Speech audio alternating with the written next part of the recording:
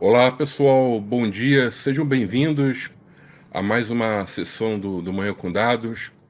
Hoje nós teremos um tema um pouco diferente, né, do que a gente vinha conversando aqui nos nossos encontros. Hoje o tema é um pouco mais técnico, tá? Eu vou falar de um importante componente de uma arquitetura de dados, componente esse, né, que muita gente não sabe o que é, ignora, não é? Então vou estar, mas é extremamente necessário, tá? E eu vou estar falando um pouquinho aqui sobre o modelo de áreas de interesse. Wagner, você pode já colocar a tela aqui, por favor? Legal. É, Antes de começar, né? Todo mundo conseguindo acessar aqui a tela, me ouvem bem, tá? Qualquer coisa vocês mande uma mensagem no chat, tá?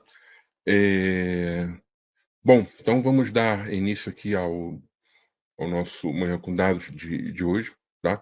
Eu vou falar um pouquinho desse artefato que muita empresa ela não tem e, de certa forma, é um artefato até, assim, eu não vou falar que é fácil, né? Mas ele é um artefato bem tranquilo, tá? Das pessoas, né, desenvolverem ele, criarem um modelo desse, tá? Vamos pensar aqui o seguinte, tá, gente? Imaginem, tá, uma empresa, né, que ela tem algumas linhas de serviço, né, de produtos dentro da casa, não é uma empresa com um escopo muito fechado ali, né?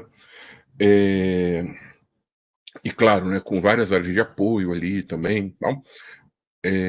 Então imagina a gente conseguir, né, enxergar de uma forma bem alto nível, né, uma visão dos principais temas de dados daquela empresa. Eu não estou falando aqui, tá, de modelo conceitual de dados. Eu vou até dar uma palhinha mais para o fim, da apresentação de hoje sobre o modelo conceitual de dados, mas imaginem se, né, em toda empresa, né, a pessoa tem a oportunidade de entrar, começar um trabalho ali, e ela já encontrasse, não é, um modelo, um desenho, vamos dizer assim, né, que represente, né, ali todo o contexto de dados, claro que em alto nível da empresa. Então o desafio do modelo de áreas de interesse é esse.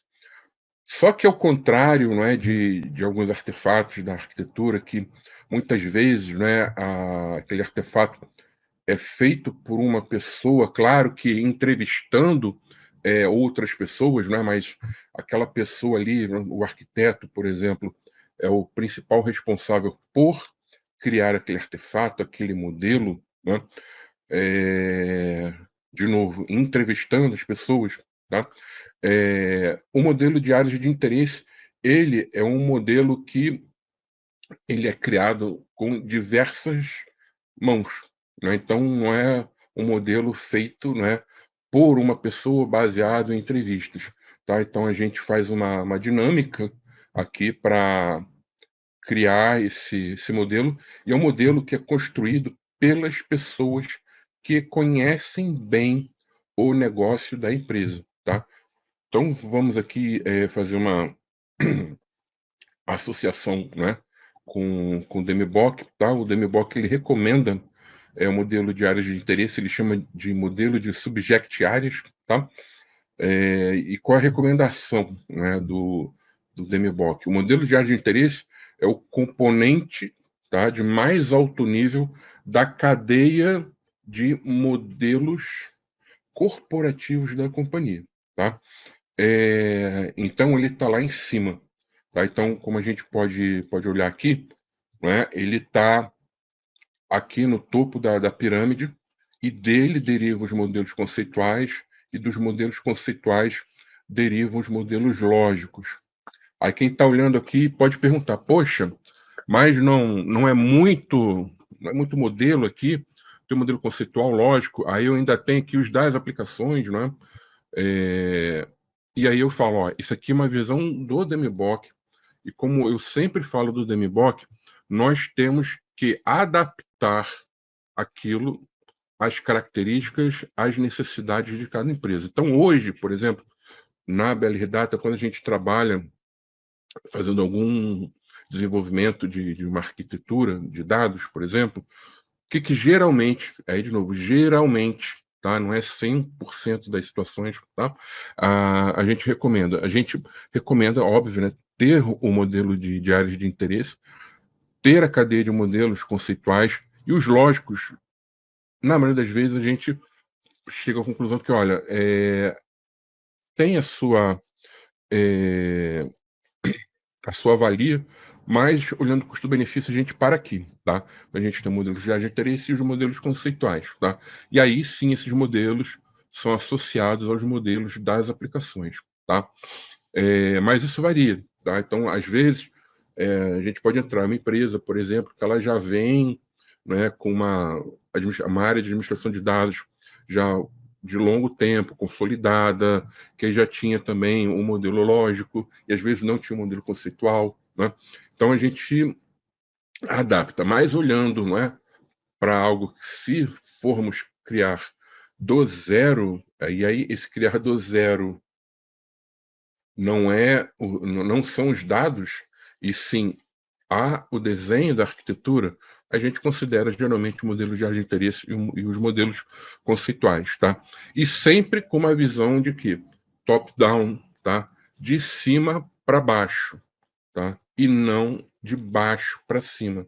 De baixo para cima ele é muito bom para a gente fazer uma reversa do que tem aplicação, mas para olhar com uma visão de negócio, ou seja, como representar o meu negócio hoje, provavelmente esses meus modelos daqui, eles têm algum tipo de diferença, não bate tanto, né? São modelos que provavelmente foram criados, né, com foco muito em tecnologia. A maioria são modelos físicos que nem foram, entre aspas, assim, modelados, o pessoal saiu criando ali e depois fez uma reversa, tá? Então, nunca, quando a gente for trabalhar com uma arquitetura de dados e representar ela em alto nível, a gente nunca vem de baixo, tá? Sempre vem de cima, numa visão top-down. E dentro dessa visão aqui do DMBOK, tá?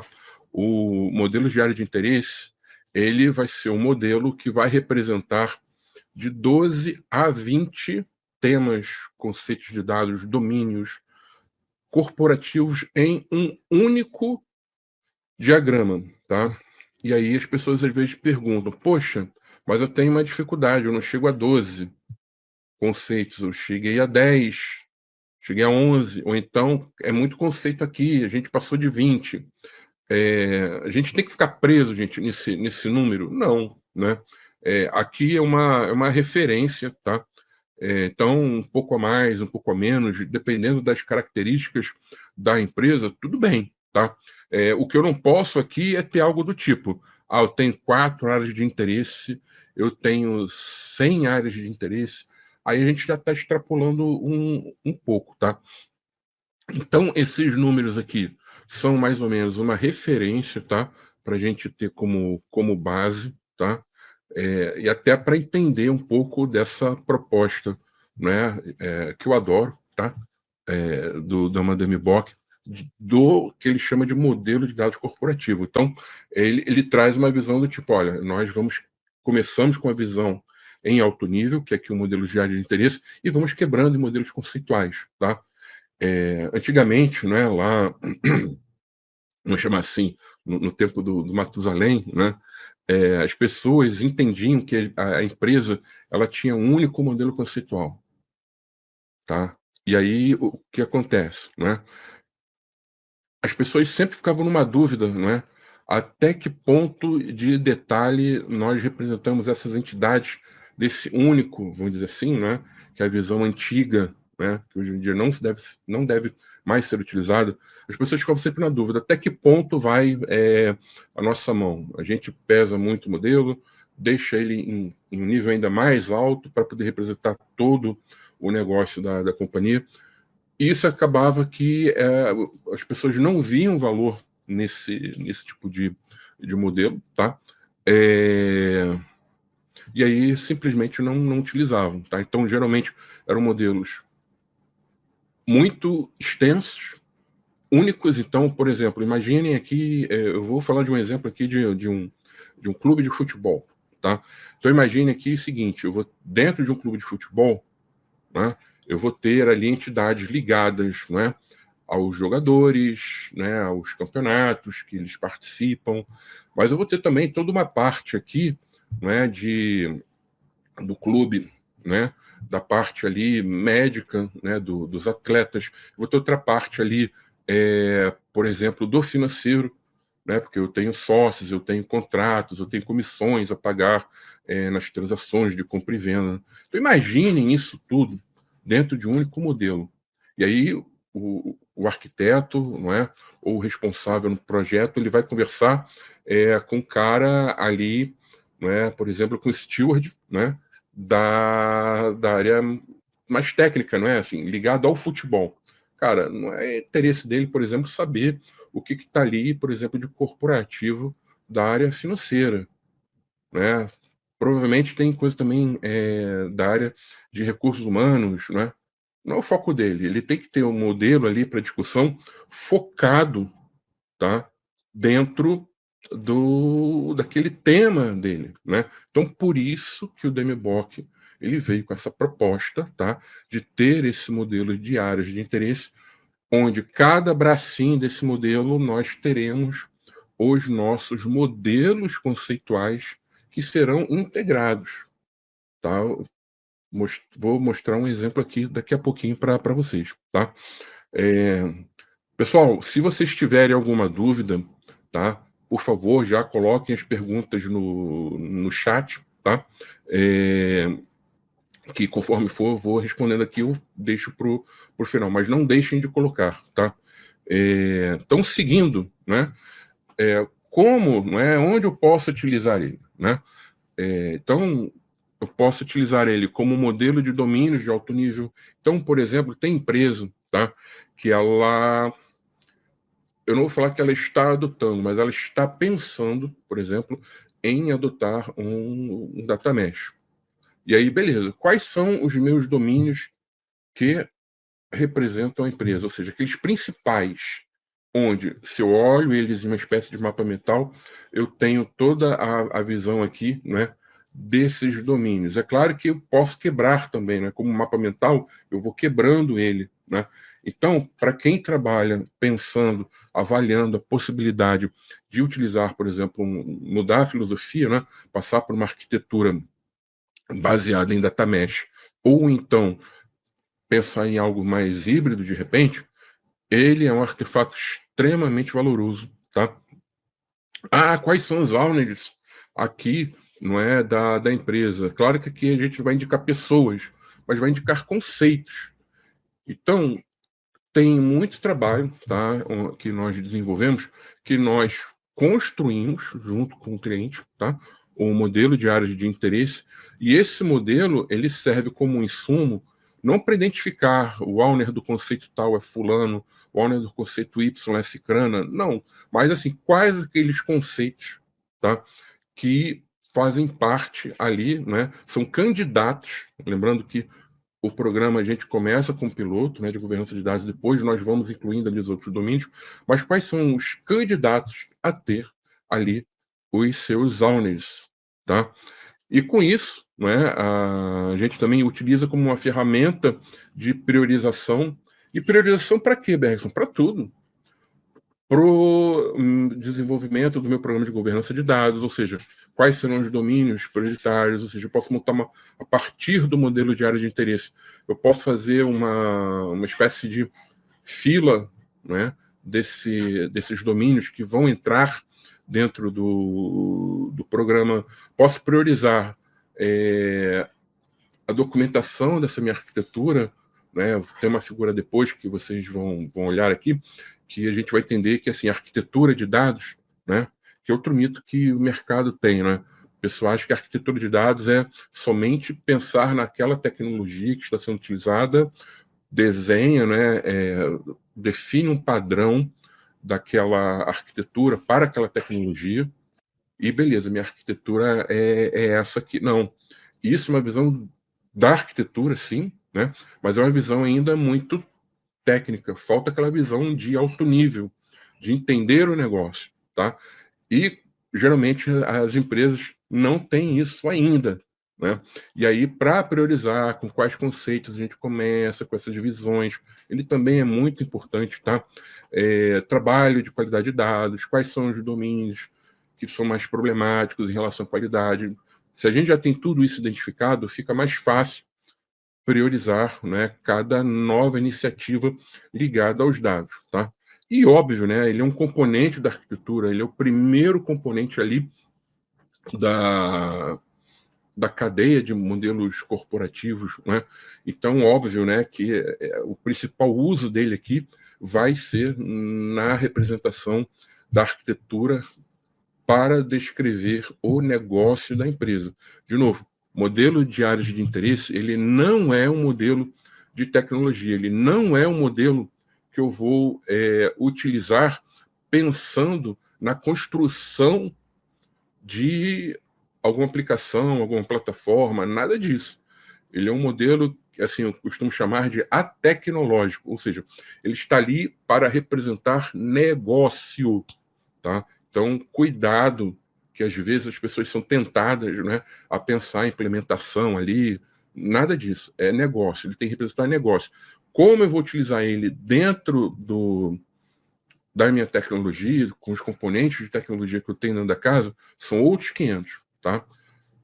Então, como é que a gente constrói, tá, esse modelo?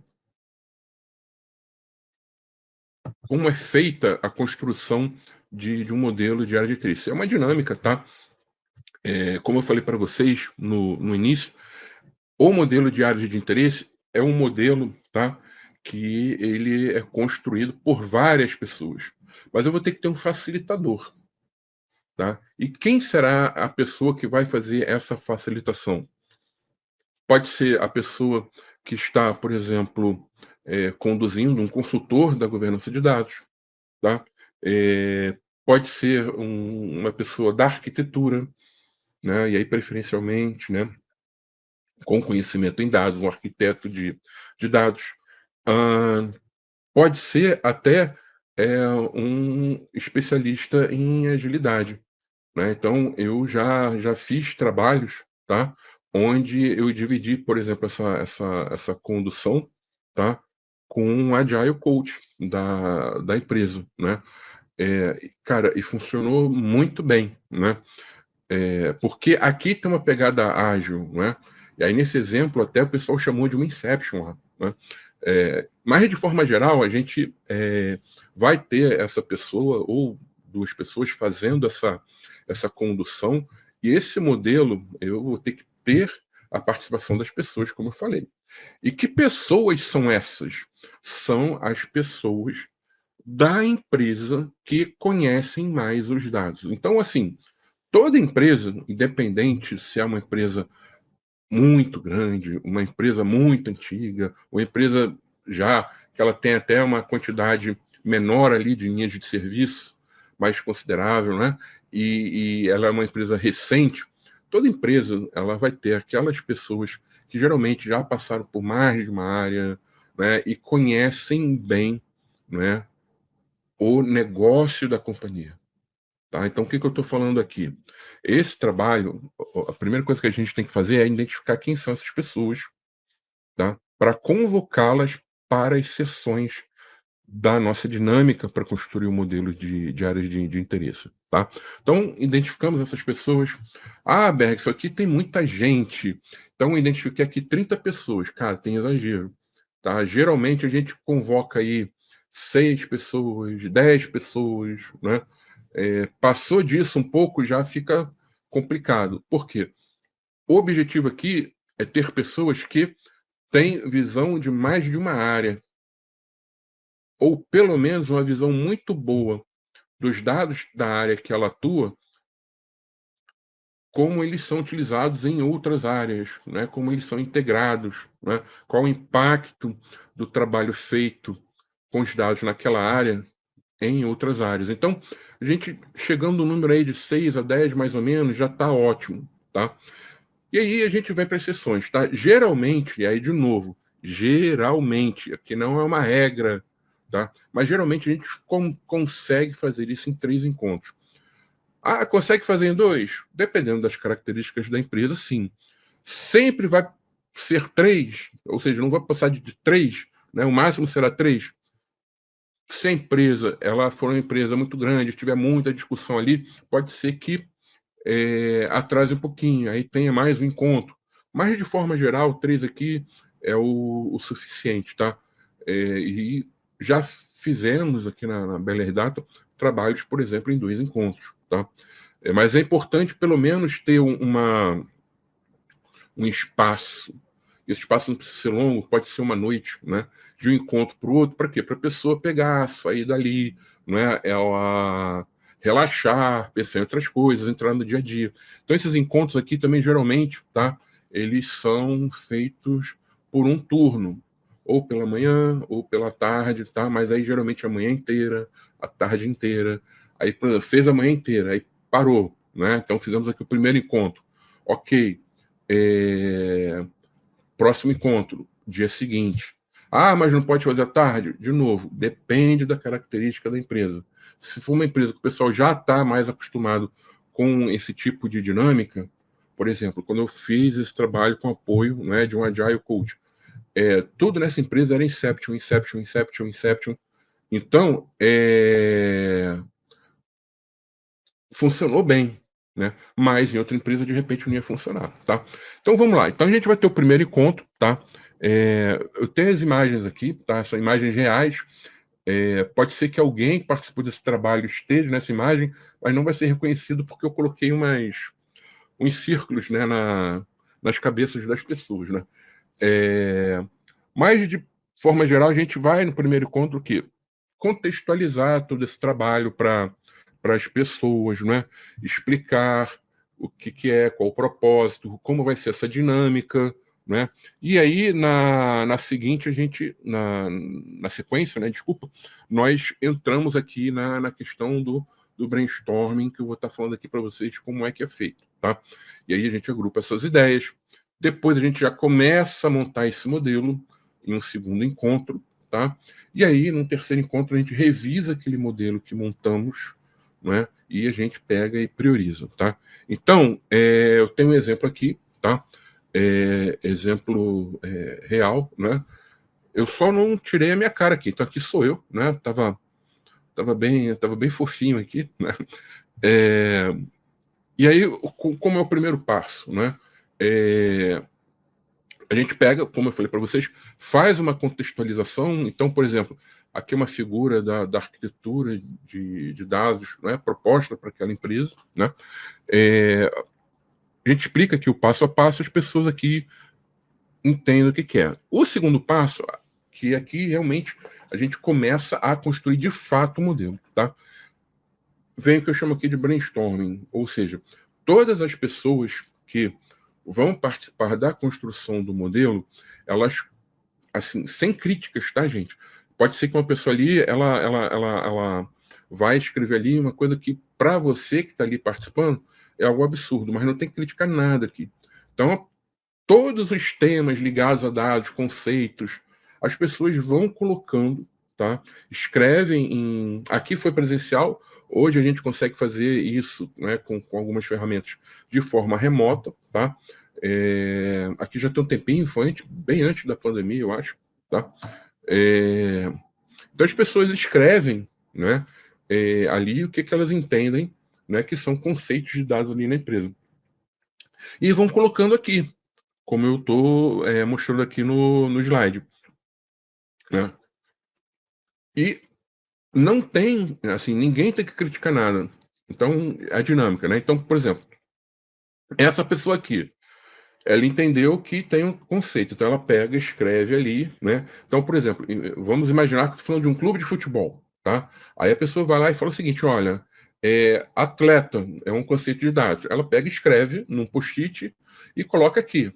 Aí essa aqui do lado, por exemplo, ela vai virar e vai falar o seguinte: não, beleza, Mas isso para mim está muito, muito genérico.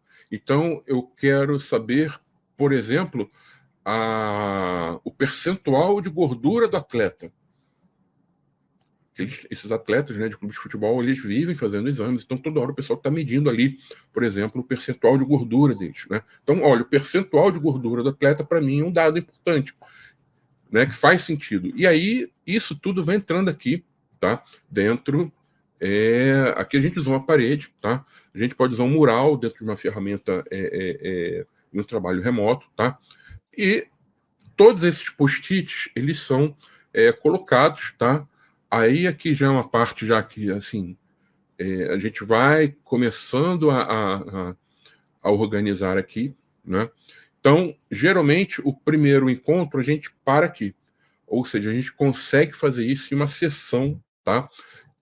Que pode começar numa manhã inteira, tá? E pode se estender até, por exemplo, a hora do almoço, ou até estica um pouquinho mais, a gente terminar meio-dia, termina uma hora, uma e pouco, tá? Mas a gente consegue fazer no primeiro encontro, tá? E, de novo, é um trabalho que até agora a gente não desenhou nada ainda, mas a gente já pegou o quê?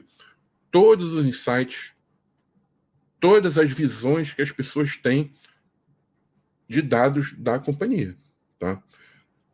E o trabalho dessas pessoas aqui, ele é muito importante porque eles estão no dia a dia. É diferente de um trabalho de uma pessoa que, por exemplo, um arquiteto, né, que ele vai entrevistar as pessoas, né, em momentos diferentes, em horários diferentes, ele não vai conseguir chegar nisso aqui, tá? Então, geralmente, o primeiro encontro a gente para aqui, tá? E é comum as pessoas, ainda nesse primeiro encontro, elas ficarem um pouco perdidas, tá? Mas geramos aqui um monte de post-it. O que a gente vai fazer com isso, tá? Quando as pessoas elas demonstram isso, é sinal que elas estão ali empenhadas e querem saber, pô, tá, mas aí, o que vai sair disso aqui, né? Então elas estão acompanhando, tá? Então isso é um bom sinal, tá? Aí a gente vem para a segunda sessão, tá? Que é o quê? Nós começamos a agrupar aqueles post-its em temas. Então, assim, aqui eu tive apoio de um Agile Coach, tá? Mas aqui eu era um facilitador com a visão como se fosse um arquiteto aqui, né? E aí eu estava explicando aqui, olha, pessoal, vamos pegar esses conceitos aqui e vamos criar alguns grupos e vamos encaixar dentro desses conceitos. Então, por exemplo, aqui na linha, né, a gente tinha os principais agrupamentos, não eram os conceitos ainda, e a gente foi colocando ali aqueles elementos aqui embaixo. Olha, tem mais a ver com isso aqui. Tá? E, de novo, aqui é um agrupamento que é feito considerando a visão das pessoas. Eu não estou aqui como, por exemplo, como arquiteto, né, e desenhando ali, né, montando o meu modelo. Eu estou utilizando a inteligência das pessoas para juntos construirmos um modelo. Isso é importantíssimo, tá? E à medida que a gente vai agrupando, depois a gente muda esses grupos, né? O processo de discussão é bem interessante. A gente começa, né, a montar o nosso modelo. Aí reparem aqui, eu coloquei alguns azuis aqui para evitar de aparecer alguma coisa, né? Isso aqui é um modelo real, realmente, que foi construído, tá? E a gente começa a montar um modelo. Então, quem olha aqui já vê uma cara de mapa mental aqui em cima, não é isso? Então, geralmente, segundo encontro, a gente vai até aqui, tá? E aí a gente para, né? E vai, né? No próximo dia, rever isso aqui. Porque o que acontece?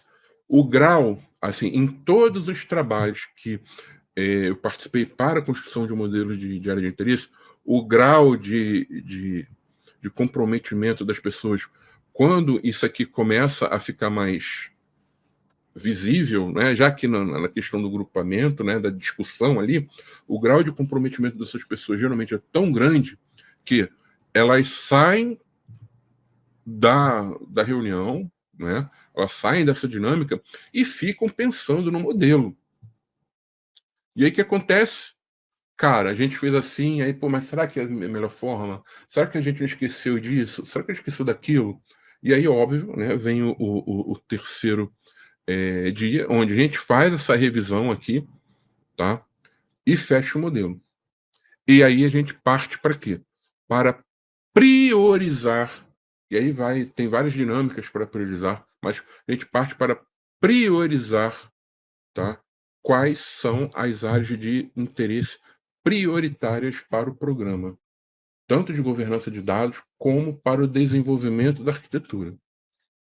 E aqui, nesse cliente, né, foi utilizado uma cadeia aqui de 3 grades, né, onde a gente colocava os conceitos aqui. Então, essa primeira grade aqui eram os conceitos considerados pelo grupo prioritários, né, depois os que podiam vir depois e, por último, ali os menos prioritários. Tá? Feito isso, o que acontece? O trabalho de construção da proposição desse modelo ele está fechado. E o que a gente tem que fazer? A gente pega, reúne todo mundo, né? Então foi o que eu falei. Aqui, ó, 1, 2, 3, 4, 5, 6, 7, 8, 9, 10, 11, né? Mas aqui tinham 2 facilitadores. A gente tinha 9 pessoas aqui. Na verdade, tinham 7 pessoas de negócio e 2 da área de dados, né? Então, um número mais ou menos assim que a gente usa, tá? Não é pegar, montar, né? Tipo, olha, fizemos isso aqui com 50 pessoas, olha, nós somos o máximo. Não, tem que ser racional aqui e saber escolher quem são as pessoas que vão atuar nesse trabalho, tá? Então, a gente fecha aqui, né?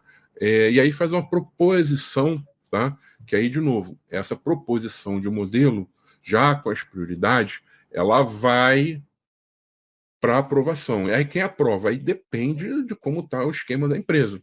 Se a empresa ela já tiver, por exemplo, um comitê de governança de dados, por exemplo, um comitê executivo, né? O tema passado aqui que eu falei foi sobre comitês, né? Se eu tiver um modelo, né? Um comitê, um modelo executivo, esse comitê provavelmente vai aprovar. Então, vai uma pessoa aqui da governança de dados e apresenta ali e o comitê aprova, ou de repente ele pode chegar e falar o seguinte: olha, tá vendo este conceito aqui? Para nós é extremamente prioritário. Então, tira, por exemplo, esse daqui e substitui por esse. Já aconteceu algumas vezes? Já. Acontece sempre? Não, é difícil, tá? Geralmente o pessoal acata ali, mas não é 100%, tá? Só que o que acontece? Esse modelo ele foi aprovado, eu vou ter um modelo de mais alto nível da minha arquitetura, que foi construído com a visão de negócio, com pessoas de negócio e aprovado por uma alta instância do meu programa de governança de dados.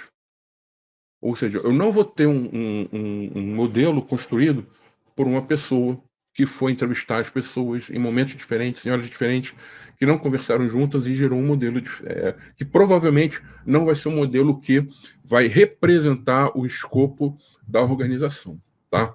Então, por isso que é extremamente importante, tá, colocar essas pessoas para participar da construção.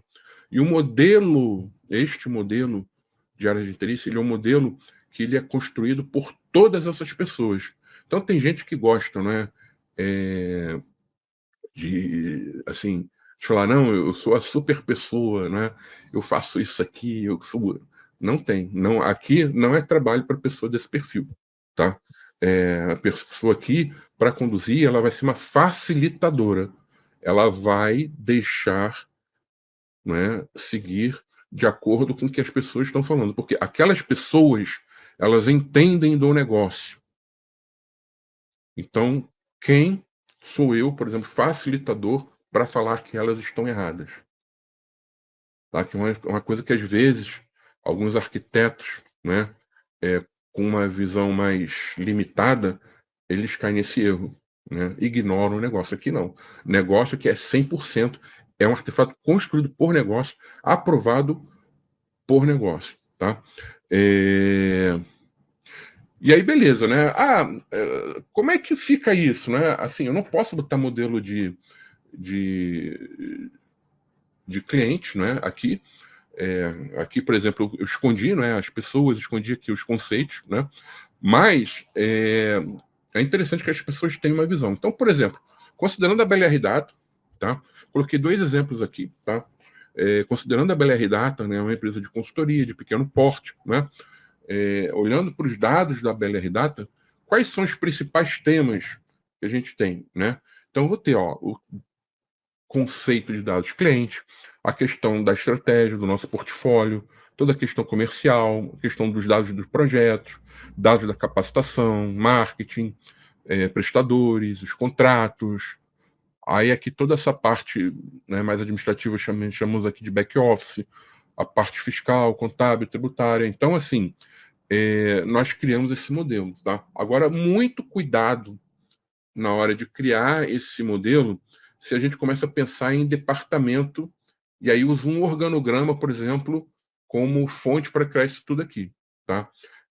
Então a gente acaba que vão aparecer conceitos, né, que acabam dentro de uma caixinha, por exemplo, comercial, né, fiscal, contábil, né, marketing, né? Mas a gente tem que tomar esse cuidado para não ser um modelo que, em vez de pensar nos dados do negócio, de forma geral, eu vou estar pensando em áreas, tá? Tem que tomar cuidado com isso, tá? Outro exemplo aqui, que a gente vai até usar ele como referência, tá? É de um clube de futebol, né? Então, por exemplo, no clube de futebol, né, eu vou ter aqui os empresários, né, os dados dos empresários. É muito empresário, gente. Então, assim, eu tive, vamos dizer assim, eu tenho, né, digamos assim, a felicidade de conhecer um pouco isso, porque eu me envolvo, de certa forma, é, com o futebol, né, de forma voluntária, não é, mas eu conheço um pouquinho. Então, por exemplo, tem toda a parte de atletas, toda a parte de campeonatos, os sócios, né, então tem clube que tem, por exemplo, um programa de sócio torcedor, tem clube que não tem, mas aí tem o quadro de sócios ali da sede, não é? Tem os fornecedores, tem toda a parte de patrimônio, não é? É muito equipamento médico, não é? É, é muito material também, que entra aqui como outra área de interesse.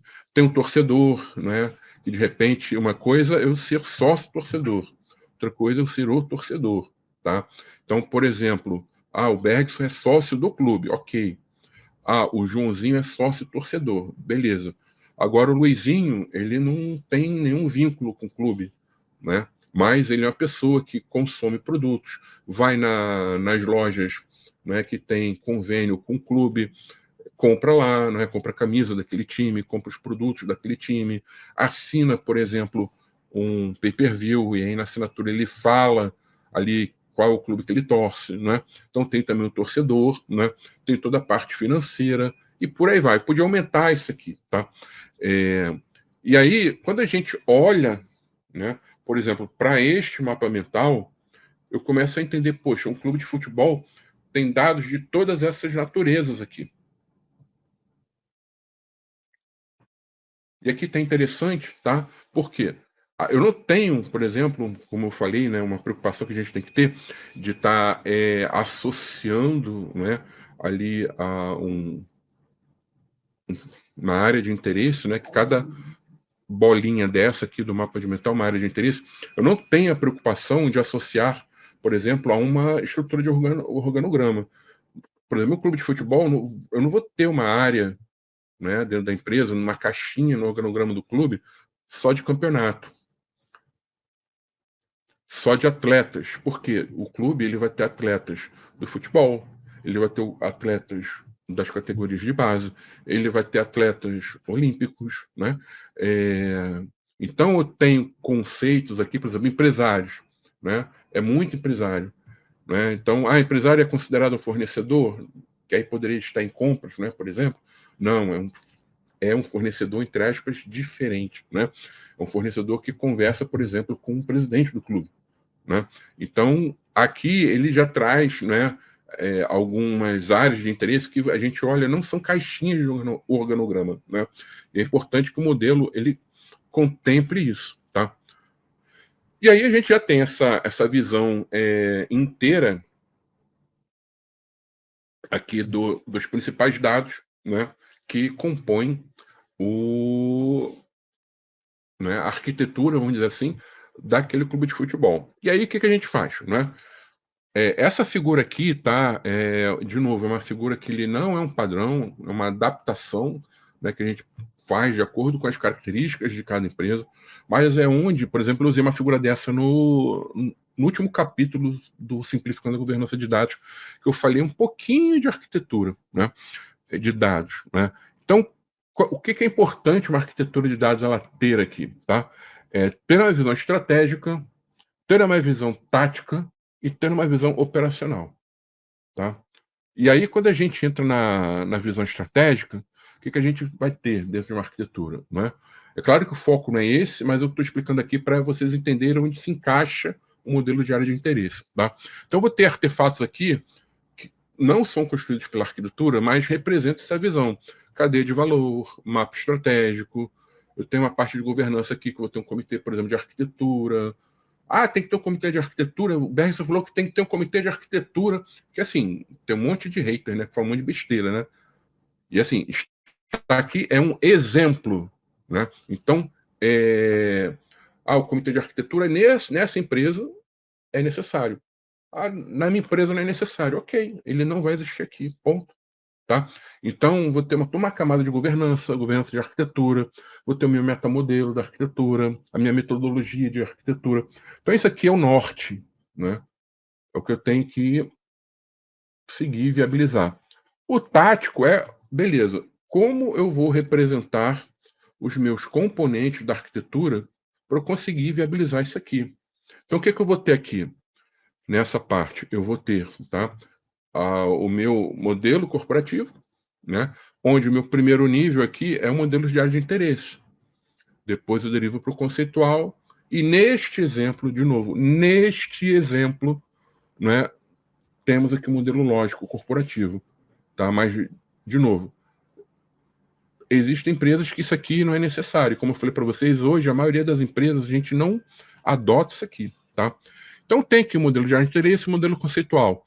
Eu vou ter aqui os meus termos de negócio. Eu vou ter informação dos gestores das informações. Tá? Eu vou integrar o domínio dados com outros domínios da arquitetura. Né? De novo, gente, quando a gente fala em arquitetura de dados, é claro que o foco é em dados, mas a arquitetura não é só dados. Ela tem outros domínios importantes, tá? Que é toda a parte funcional, que geralmente existe o papel do arquiteto funcional. Tem a parte de tecnologia, né, que é o arquiteto de TI, por exemplo, né? E tem a de aplicações, que geralmente é o arquiteto de sistemas, é o arquiteto de solução. Aí vai de como a empresa, desculpa, ela estruturou a sua arquitetura. Aí tem empresa que tem arquitetura de segurança. Então, assim, isso tudo muda de acordo, né, com o cenário de cada empresa. Mas aqui é uma visão geral, tá? Então, esse modelo de área de interesse, ele está aqui e ele vai ser, por exemplo, assim, um insumo para construirmos os nossos modelos conceituais, tá? E a gente tem a parte física, né? Que é, infelizmente, onde as pessoas focam ali 100% do seu tempo, né?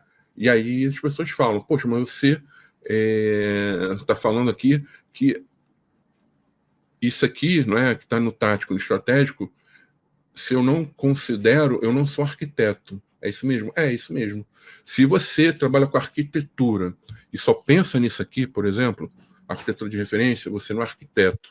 Você é um pedreiro digital, que é diferente. É um estágio pré-arquiteto. Tá? Então, é necessário, eu tenho que ter o desenho dessas minhas arquiteturas de referência, mas, de novo, aqui também varia muito. Tá? São arquiteturas de referência em dados que são utilizados na empresa. Tá? Essas arquiteturas de referência, elas são definidas, elas devem ser definidas sempre considerando que a gente tem a nível de negócio. A abrangência do uso delas vai ser considerando negócio. Onde é que eu tenho o meu negócio mapeado? Eu tenho aqui, tá? Então, ele se encaixa, né, como um elemento fundamental da arquitetura, tá? E aí eu falei metamodelo, né? As pessoas falam, o que é um metamodelo? Né? Metamodelo simplesmente é o quê? É um modelo de dados onde eu vou representar a relação desses meus componentes aqui da arquitetura. E aí eu crio esse meu metamodelo para ter ideia de quê? De como eu vou navegar pelos componentes da minha arquitetura.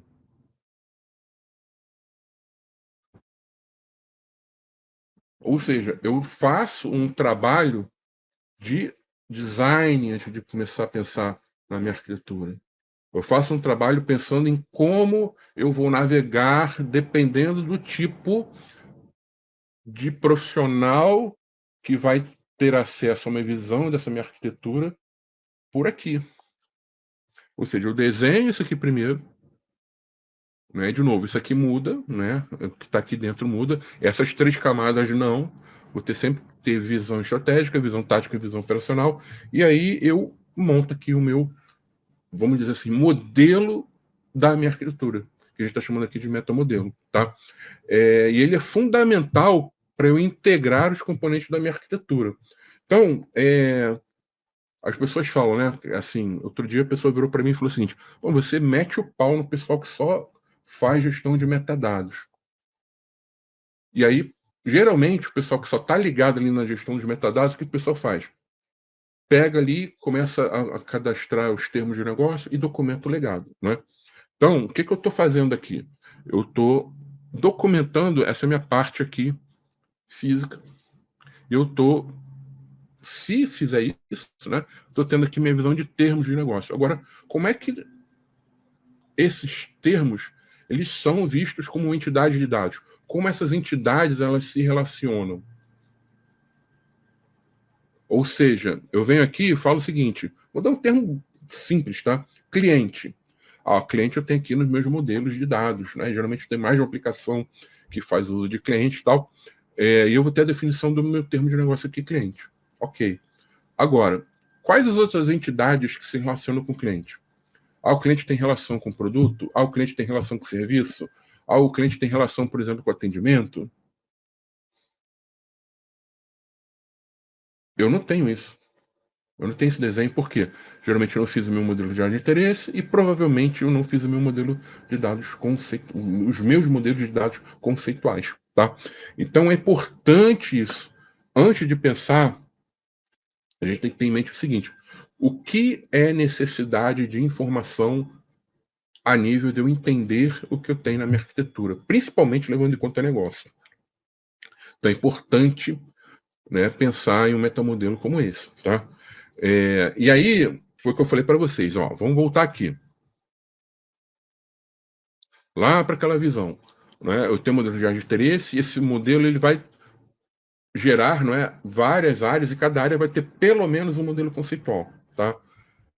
E aí, de novo, pelo menos um modelo conceitual. Eu não estou falando que é sempre um modelo conceitual, tá? Na maioria das vezes mas tem áreas que eu vou ter mais de um, tá?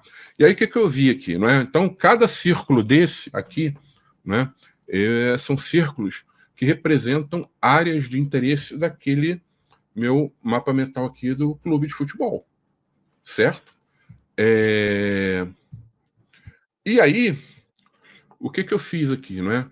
Cada entidade dessa, ela está em um ou mais modelos ligados a essa área de interesse. Então, por exemplo, é claro que aqui o modelo de atletas não é só essa entidade, esses dois relacionamentos.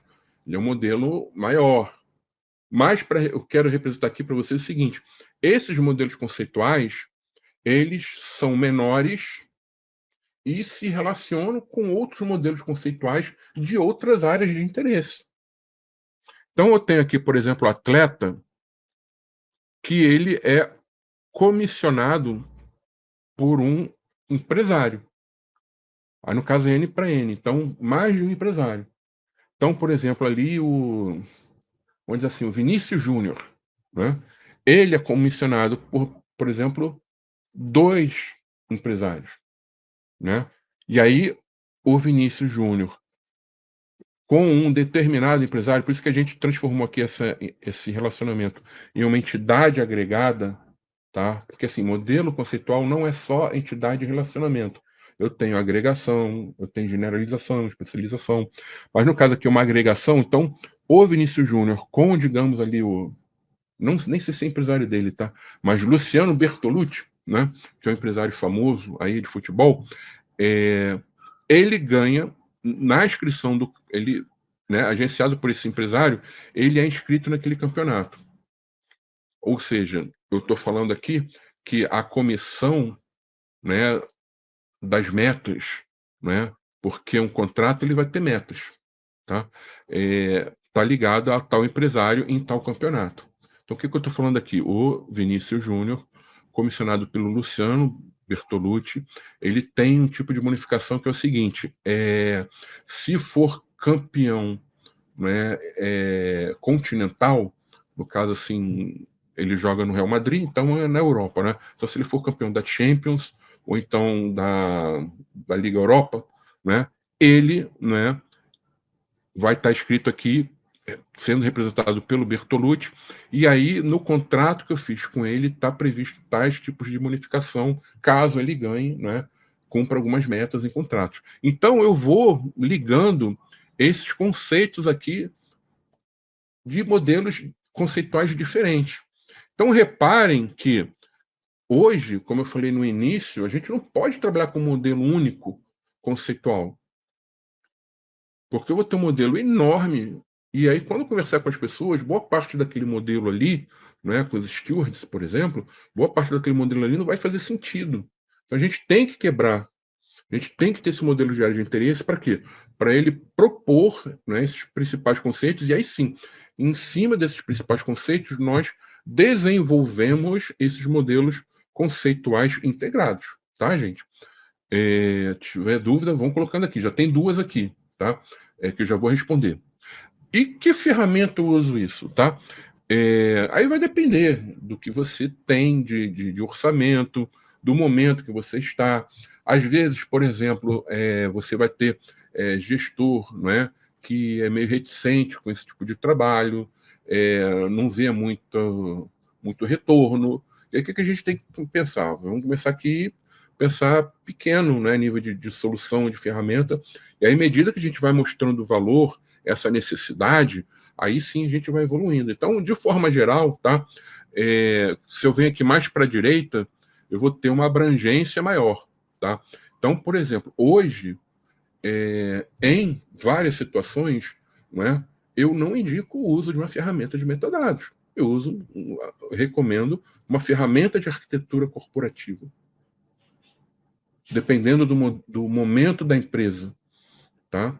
E aí, de novo, dependendo do momento da empresa, das características daquela empresa, tá? Então, às vezes, eu recomendo muito que a ferramenta de arquitetura, em vez de uma ferramenta de metadados, porque a abrangência dela é maior, tá? Eu vou, em uma ferramenta de arquitetura, trabalhar com vários diagramas ligados à arquitetura. Então, posso botar ali, por exemplo, termo de negócio, modelo conceitual, modelo físico, o modelo de área de interesse, eu posso customizar e colocar ali dentro, né? E aí, em paralelo, eu posso ter os macroprocessos da cadeia de valor, que é um trabalho geralmente do arquiteto funcional, os processos ali, ou as capacidades. E aí é outra seara da arquitetura funcional que eu não vou entrar aqui. Vou ter os componentes de tecnologia, e aí eu consigo, dentro de uma ferramenta dessa de arquitetura corporativa, eu consigo cruzar tudo. Então posso chegar, virar e falar o seguinte: olha, eu vou fazer uma alteração, vou estudar algo ligado aos dados de cliente. Beleza, se eu tenho a ferramenta de metadados, uma ferramenta de modelagem, eu vou saber exatamente se está atualizado, né? Óbvio. Eu vou saber onde estão aqueles dados ali. Beleza, ok. Essa é uma visão. Agora, outra visão é, beleza, eu sei onde estão aqueles dados e quais os processos ou quais as capacidades estão associadas. Ou seja, eu já abri meu leque. Eu já sei que, por exemplo, o dado do cliente é utilizado ali no macroprocesso do atendimento, o dado do cliente ele é utilizado no processo de venda, e aí eu posso quebrar isso, vai depender de como eu trabalho na minha arquitetura funcional, né. Então começa a ter uma visão mais ampla, eu posso aumentar mais ainda, ou seja, quais as aplicações que fazem uso desses dados de cliente? Eu posso ter isso na minha solução de arquitetura corporativa. Quais as tecnologias associadas? Então, a abrangência é muito maior. Agora sim, é claro, essas ferramentas às vezes têm algumas limitações, né, então a gente tem que pensar. Então em vez da gente chegar e falar o seguinte: "Ah, eu vou ter que botar ferramentas de metadados", cara, pensa no que é o melhor para aquela empresa, que às vezes pode não ser, tá. Eu vou ter as ferramentas de metadados, tem muito cliente que usa também, né, e show de bola, né, tá tranquilo. Mas por quê? Foi o que melhor se adaptou naquele cliente, é o que é mais necessário naquele cliente, tá. Eh, e aí eu desço, né, por exemplo, posso ter o inicial, posso ter numa ferramenta de modelagem. É o ideal ter ali essas visões numa ferramenta de modelagem? Eu preciso da ferramenta de modelagem para criar os modelos, mas usar isso, o repositório dessas ferramentas, né, eu vou ter uma limitação ali a modelo conceitual, lógico e físico, e acabou, tá. Mas, de novo, para determinada empresa isso funciona muito bem, está começando agora, não pode nem gastar com ferramenta, aí pega, coloca uma ferramenta de modelagem free. Ok, cara, beleza, show de bola. O importante é começar o trabalho, tá? E eu posso ter também as ferramentas free que, se a gente integra elas, eu também vou ter uma abrangência maior com custo menor. Vai dar mais trabalho? Vai precisar de algum tipo de customização? Vai, né? Mas é válido também. Então, na hora, não é que ferramenta a gente utiliza, né, para, por exemplo, armazenar um modelo de área de interesse. Avalia, tá? Então, tem muito cliente que, por exemplo, o modelo de área de interesse está no mapa mental do Xmind e funciona. Eu tenho ele no Xmind e eu tenho numa ferramenta free de metadados. Pô, beleza, ok. Tá? Então a gente tem que pensar nisso, tá? Era isso, né? Isso aqui é uma provocação, né, para vocês, né? Agora vamos responder aqui as perguntas, tá? Por enquanto eu tenho 3 aqui, tá? Adriane Melo, essa arquitetura seria algo similar ao proposto pela arquitetura empresarial proposta por Togashi ou Zachman? Cara, então, é uma visão, é uma visão, sim, que ela vai prever elementos de alto nível, tá? É, o Togashi, ele tem alguns modelos, ele tem visões, ele fala dos domínios de arquitetura, não é? Arquitetura de dados funcional, aplicações, dados funcional, aplicações, tecnologia. Então, vamos dizer assim, ela integra bem com esses conceitos, tá? Mas é uma arquitetura que ela veio do Dama internacional, tá? O modelo do Dama, do DMBOK, proposto para o modelo corporativo, tá? Respondi? Eu juro que quando eu vi a tua primeira pergunta, eu achei que era da Zamac, né? Eu li o Zachman e rápido eu entendi que era a Zamac do Datamesh, né? Mas também ele é útil para o Datamesh, tá? A Alessandra Nanonecchini. Cheguei agora e estou com dúvida. Isso é apresentação de um trabalho feito pela BLR Dados? BLR Data, né, que você quer falar? Então, Alessandra, eu botei umas figuras aqui que são figuras reais, só que eu não vou expor qual cliente, não vou expor as pessoas, né? E aí sim eu botei essas bolinhas aqui, né? É, tapando a cara das pessoas, né? E quando a gente tinha aqui um conceito que dava para entender o que era, eu tapei também. Mas sim, é um trabalho que não, o foco de hoje, não é falar, não é apresentação comercial, não é isso, mas sim fazer uma imagem de trabalho, né? Descaracterizada, é importante falar isso, tá? Então não estou expondo nada aqui, mas sim foi de algo real, tá? Carolina Santiago, bom dia, Bergson. Em arquiteturas de dados que lidam com processamento em tempo real, como os modelos de área de interesse impactam a performance e a latência. Então, Carolina, o modelo de área de interesse, ele é um modelo atecnológico. Eu estou, desculpa, pouco me lixando para a tecnologia aqui.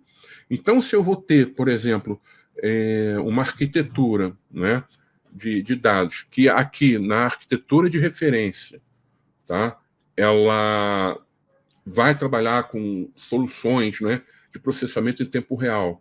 Ou eu tenho, por exemplo, eu vou do 880 aqui, tá, nesse exemplo. Eu tenho uma empresa que ela tem arquitetura ainda, que ela faz a sua integração dos dados por meio de pendrive, que acreditem, ainda tem, não é? E aí é bem mais atrasada, não interfere em nada, tá, no meu modelo de área de interesse, porque o meu modelo de área de interesse, ele está aqui, na camada tática, representando o negócio. Então, se eu vou ter um data lake, se eu vou ter um data lake house, né, se eu vou usar, por exemplo, um DW, se eu não tenho nada disso, eu vou ter ali, por exemplo, um banco de dados relacional só em um servidor. Para mim, tanto faz, porque o meu foco é representar negócio. Aqui, né, eu estou falando de uma visão de negócio de um clube, tá? Mas, por exemplo, quando eu venho aqui, cadê dados do... Gente, aqui. Dados dos atletas, eu vou esmiuçar isso aqui, vou entrar lá, aí vou saber que, por exemplo, ali, aquele jogador, ele está com alguns indicadores, né, de saúde ali, já meio quase no vermelho, porque ele vai submetido a exame, uma máquina, tal, que vai, essa máquina, ela funciona para uma tecnologia, cara, mas eu não estou vendo nada disso. Eu estou vendo o seguinte, eu tenho atletas aqui, tá? Então o foco é negócio, não a tecnologia. Carlos Guimarães, bom dia, Bergson. Parabéns pela apresentação. Como os modelos de áreas de interesse se integram ao conceito de data mesh e qual, boa pergunta, tá, Carlos? E quais são os desafios para aplicar essa abordagem em grandes empresas? Então, quando a gente vai trabalhar com data mesh, um dos princípios é trabalhar com arquitetura orientada a domínios. O que a gente está fazendo aqui no modelo de área de interesse? Nós estamos definindo quais os principais domínios em alto nível. Então, eu não, assim, na prática, o que vai acontecer, tá? O sócio, por exemplo, aqui, se eu partir para uma arquitetura baseada em data mesh né, eu vou ter os dados dos sócios, esses sócios eu vou quebrar aqui, por exemplo, em sócio torcedor, em sócio da sede do clube, outro tipo de sócio que aquele clube pode ter, né? Então eu vou quebrando, eu vou, digamos assim, expandindo esses mapas mentais, desculpa, eu vou expandindo esse mapa mental com mais braços, né? E aí a gente consegue, né, ter uma visão, uma modelagem bem legal para trabalhar com data mesh, tá? E por que eu recomendo isso, tá? Porque eu já vi, por exemplo, assim, gente falando, não, nós usamos aqui o data mesh e temos, assim, foi um número absurdo, tá? A pessoa virou e falou, temos 20 mil domínios de dados. Aí eu fiquei pensando, eu falei, gente, como é que é uma empresa com 20 mil domínios de dados? Até hoje eu não consegui entender. Provavelmente foi um trabalho do tipo, olha, tudo que é pedido a gente transforma em domínio, então não tem uma visão hierárquica da coisa, eu não tenho uma visão de negócio. É o seguinte, ó, pede, vão criar. Então tudo é domínio. Tudo é domínio, tudo é domínio. Mas eu não tenho essa hierarquia. Na minha visão, para entender, conversar sobre negócio, pensar nos dados que são necessários, o que eu já tenho, não tenho, reuso, isso não funciona muito bem. Se a gente parte com um modelo desse aqui, e aí vai abrindo esse modelo, esse mapa, aí sim já muda um pouco a figura, tá? Então, nisso ele se integra muito bem o conceito de data mesh. Aí a segunda parte da sua pergunta é o seguinte: quais são os desafios para aplicar essa abordagem em grandes empresas? Bom, Carlos, é difícil, tá? Por quê? Tem muita gente, né, que exerce posição chave em tecnologia, tá? A maior dificuldade disso aqui é tecnologia, tá? Não é negócio. em convencer as pessoas. Então, tem muita gente que, de novo, não tem um perfil adequado. É um perfil muito técnico demais. Existem papéis, posições que, sim, a gente precisa de um perfil mais técnico. Mas existem papéis e posições que isso aí eu tenho que abrir mais a minha cabeça. Tenho que pensar um pouco mais fora da caixa. Então, na minha visão, arquiteto tem que pensar fora da caixa. Uma pessoa que está trabalhando com governança, ela tem que pensar fora da caixa. E quem está em gestão tem que pensar fora da caixa. Mas se você pega, por exemplo, um gerente sênior, que ele sempre trabalhou com arquitetura, mas não da arquitetura como devia ser, por exemplo, com uma visão. Alguém falou em Togafi aqui, né? Como a Adriane colocou uma visão Togafi. Não. O cara pensa ali só naquela parte mais física ali. Essa pessoa, ela tem a visão de pedreiro digital. Aí tu convencer um pedreiro digital disso é difícil. E aí o que, que a gente faz? Esquece tecnologia e vende para negócio. O negócio entende isso aqui, que é uma maravilha. Primeiro, eles vão ser chamados para participar. Então isso motiva. Isso traz o sentimento para eles o seguinte: poxa, agora finalmente vão me escutar. Então, a forma que eu geralmente eu vejo é o seguinte: olha, a pessoa ali ela tem mais limitação, né? Ela tem aquele perfil mais do, vou chamar assim, do pedreiro digital, esquece, ignora, vai vender para negócio. E aí você traz essa necessidade de negócio. Como toda empresa tem o seu house of card corporativo, mesmo que aquela pessoa não acredite, ela vai ser obrigada a fazer porque já está vindo a pressão de negócio. Funciona que é uma maravilha, tá? Adriane Mello. Explicado, esse tema está na versão mais atual do Dama, porque eu não tinha percebido esse tema na edição 2. Tá. Então, Adriane, ele está desde o primeiro, tá? No capítulo de, se eu não me engano, de arquitetura, tá? Ou modelagem, tem que ver. DMBOK eu uso mais para consulta, mas está lá sim. Na versão 1, tá? Ela traz exatamente dessa forma. Assim, claro que eu traduzi aqui, né? Na versão 2, o que acontece? Teve um erro, tá? Na figura. Eu pedi para tirar, mandei mensagem, mas o pessoal meio que ignorou. Que aí ele fala o seguinte: ele representa aqui as áreas de interesse. Aí lá no texto ele fala que é um modelo único, mas ele tem lá a representação das áreas de interesse como elementos aqui dessa hierarquia, mas ali no primeiro nível, tá? E ele fala disso aqui sim, tá? A figura que não está adequada lá.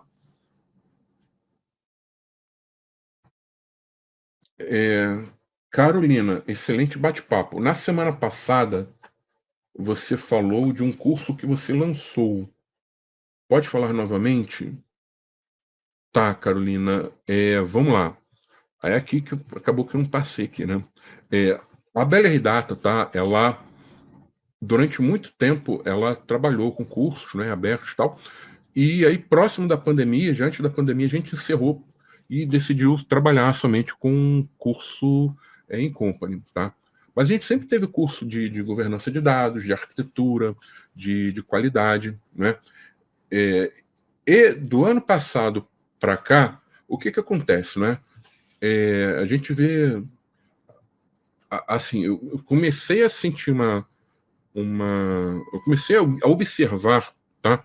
Que algumas pessoas elas estão com algum tipo de, vamos dizer assim, carência na sua formação, né? Então, assim, tem conceito que não é passado de uma forma que eu vejo que é adequado, né? Então, por exemplo,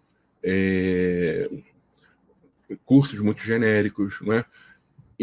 E assim, muita gente colocando ali coisas do tipo, não, é a minha visão aqui e acabou, né? E eu resolvi abrir de novo, tá? Esses treinamentos para a comunidade, para do tipo, olha, beleza, olha, mas não é assim. A minha visão, por exemplo, é diferente. Tá? Então, por exemplo, quando eu falo em arquitetura, né? Até na nossa própria grade, né? Nós temos ali 3 cursos, né? Governança, nós temos 4 cursos, só de governança. Qualidade, eu tenho um curso, MDM eu tenho outro. Então, alguns cursos, tá? Da trilha de governança de dados, a gente está abrindo, tá, para o público em geral. São cursos noturnos, tá? E nós temos inscrições agora para 2 cursos, que é o Gestão e Governança de Dados, o Fundamentos, né, que é o primeiro curso da trilha de governança de dados, com 16 horas, tá? E a gente abriu também o intermediário, tá? Só que assim, o intermediário, ele é um treinamento que ele requer, né, um certo domínio, um certo entendimento do conteúdo que foi passado no fundamento, tá? Então, assim, é um curso que, por exemplo, eu indico para a pessoa fazer o intermediário, ou se ela já trabalha há muito tempo na área, não é? Ou se ela fez o Fundamentos, tá? Então, o Fundamentos é sempre o primeiro curso que a gente coloca quando abre. Então, a gente abriu uma turma agora, tá? Aí, assim, como as primeiras inscrições, né, as 8 primeiras inscrições, elas têm um descontinho ali, tá? E a gente está com esse treinamento aberto de governança de dados, o inicial e o Fundamentos, tá? Aí as inscrições, né? Assim, o link, não é, tá dentro da nossa página do LinkedIn, né? Então a gente faz campanha toda hora, né, falando do curso. Então ali entra na página do LinkedIn da BLR Data, se você tiver interesse, acessa ali, né, o link do Simpla, né? Ou acessa a nossa página também, o nosso site, que aí tem lá todo o descritivo dos nossos cursos, tá? E assim, esses cursos, né? Todos os cursos, nós emitimos a nota fiscal, tá? Então, independente se você tem desconto ou não, você recebe a nota fiscal, porque isso é uma obrigação da empresa, né? Com o fisco, né? Se eu não faço isso, eu estou fazendo alguma coisa errada, né? Então, todos vocês se inscrevem, né? Recebem a nota fiscal, terminando o curso, recebem diploma, tem um badgezinho, né? Que a gente também fornece para quem concluiu o trabalho do curso, que todo curso eu vou passar um trabalho final que vai ser entregue depois pelo aluno. Então, na verdade, não são 16 horas, né? São 16 horas de conteúdo. Mas esse aluno vai perder ali mais umas 4, 5 horas, pelo menos, para estar fazendo esse trabalho final. O aluno entregando esse trabalho final, tá? Ele recebe o badge. Como vê essa pergunta, se o Wagner estiver esperto, provavelmente ele deve ter colocado o link lá aí no chat. Se não colocou, Wagner, coloca aí, por favor, né? Mas é isso, tá? Então a gente está. Essas turmas não vão ser toda hora que a gente vai estar abrindo, então provavelmente vai ser 2 cursos desse Fundamentos no ano, talvez 2 no intermediário, tem um avançado, que esse sim vai ser uma turma só, né? E é mais para o segundo semestre, tá? Mas eu voltei, assim, esse treinamento para mim não dá grana nenhuma, né? Mas é muito mais no sentido de que trazer para a comunidade, né, a mensagem que eu entendo ser correta, tá? Então, por exemplo, eu não vejo hoje sentido, tá, começar um trabalho de modelo conceitual sem ter um modelo de área de interesse. E outro, eu não vejo sentido construir um único modelo conceitual. Eu tenho que ter modelos conceituais menores, integrados, e aí esse modelo integrado dentro de uma cadeia, né, de uma arquitetura de dados que eu pensei nos meus componentes da arquitetura. Então, assim, é uma visão mais, né, planejada, com horizonte, né? Assim, a gente tem que olhar amplo, não ali focado, né, em uma única coisa, uma única fala ali, né? Que aí a gente sabe bem que isso não dá muito certo, né? Então era isso, né? Adriane Mello, obrigado pelo esclarecimento. Vou voltar a consultar esse tema que você gentilmente nos provocou hoje, porque, de fato, fazer a gestão dessa complexidade tem sido imperativo. Não, beleza, Adriane. Qualquer coisa, tu me manda mensagem no LinkedIn, se tiver com alguma dúvida, alguma coisa, tá? Vai ser uma satisfação também te responder, tá? Só que no DMBOK 2, assim, a 2x eu não vi se acertar a figura, mas a 2 ele estava com esse probleminha, mas ele fala assim do modelo de áreas de interesse. Tudo bem? Mais alguma pergunta, Wagner? Tem o certificado, ó, se o Wagner não colocou o certificado, cobrem a ele aí o link para o certificado, né? E se não tiver mais nenhuma dúvida, Espero vocês no próximo Manhã com Dados. A gente vai definir qual é o próximo tema, se vai vir uma pessoa aqui falar ou não, né? Mas aí durante a semana acompanhem, não é, as publicações na nossa página do LinkedIn. Acesse a plataforma Digital Edu depois para ver novamente a gravação, né? Ou indiquem para quem perdeu. Tem também o nosso canal da BLR Data no YouTube. Então, fique à vontade. Até a próxima.